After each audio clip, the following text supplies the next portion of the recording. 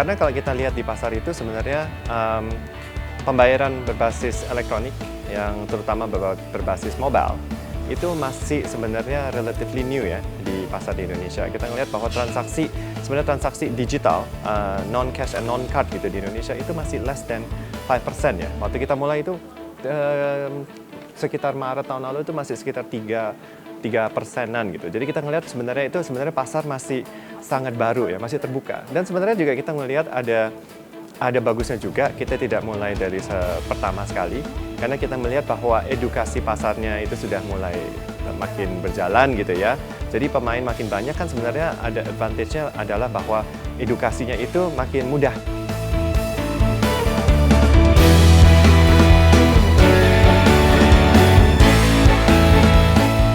Ya, kita semua dari strategi dari awal kita melihat bahwa dari 3 value proposition ini, itu semua bisa disertakan dari teknologi yang kita miliki. Security and safety, bahwa transaksi yang mereka lakukan itu bisa dijamin, transaksi yang mereka lakukan itu adalah aman, dan wallet yang mereka miliki itu sangat-sangat secure.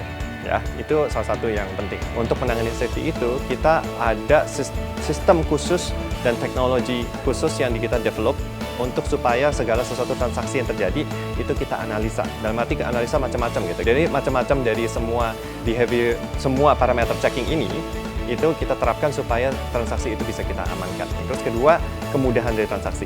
Jadi kemudahan transaksi itu dilihat dari sisi konsumernya, juga dilihat dari sisi merchantnya, itu sangat mudah untuk bisa dilakukan dan bisa misalnya mudah direkonsiliasi, bisa mudah untuk melakukan settlement proses. Terus kita juga melihat yang sisi nomor 3. Yang sisi nomor 3 itu adalah adopsinya. Adopsinya itu bisa lebih mudah, itu yang penting juga. Gitu. Kalau kita lihat kan sebenarnya dari segala sesuatu teknologi yang paling penting itu gimana supaya customer itu bisa mengadopsi secara cepat dan mudah.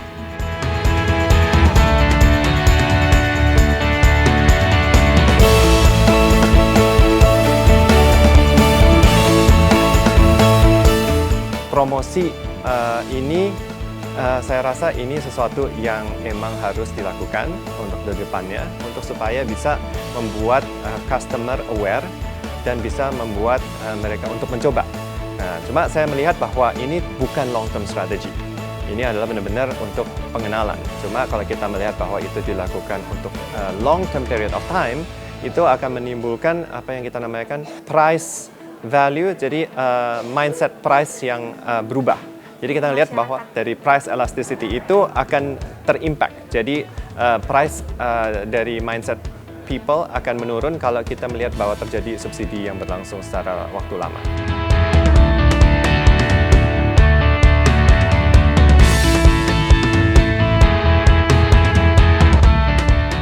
Kita mengadopsi filosofi untuk open platform ya. Dari open platform sendiri dalam arti kita terbuka untuk melakukan kerjasama dengan segala services atau produk di pasar. Jadi kalau kita melihat bahwa misalnya nanti ada transportasi yang menggunakan sistem Dana juga, ada juga marketplace, ada juga untuk F&B, ada juga untuk retail dan macam-macam. Jadi kita membuka platform kita untuk bekerjasama di semua macam services.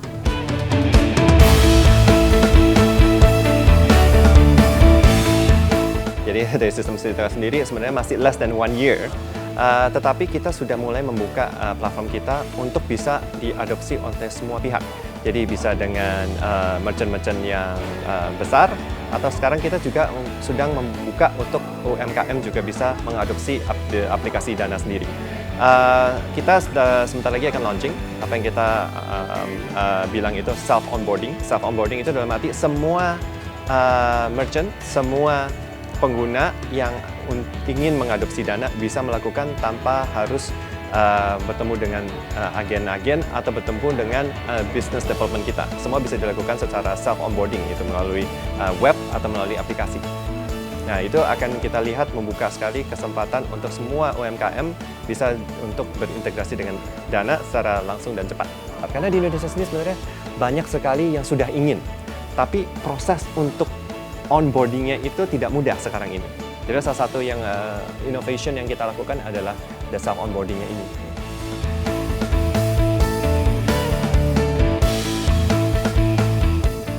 Jadi sebenarnya teknologi itu agnostik yang kita adopsinya. QR adalah salah satu yang efisien karena tidak memerlukan perangkat yang terlalu mahal. Dalam arti semua merchant atau semua pengguna yang hanya dengan mendownload aplikasi, terus untuk print out dari QR sendiri itu bisa langsung menjadi acceptance ya. Cuma kita melihat juga dari berbagai macam merchant juga ingin mengadopsi dengan cara-cara yang mereka miliki masing-masing, dan Dana sendiri akan bisa untuk mengadopsi seperti itu. As long as itu semua adalah transaksi yang kita anggap digital payment ya. Kita tidak menerapkan transaksi misalnya offline, dengan kartu. Sebenarnya dari Dana sendiri kan bertujuan untuk menggantikan dompet fisikal Anda. Jadi semua kartu-kartu, semua nanti gift card, loyalty card, membership card itu semua bisa di-digitize, dimasukkan ke dalam aplikasi Dana. Nah itu semua ya, salah satu yang kita anggap adalah strong value. Jadi customer tidak perlu lagi menambah salah satu payment option yang baru gitu di samping yang sudah ada di dompet mereka.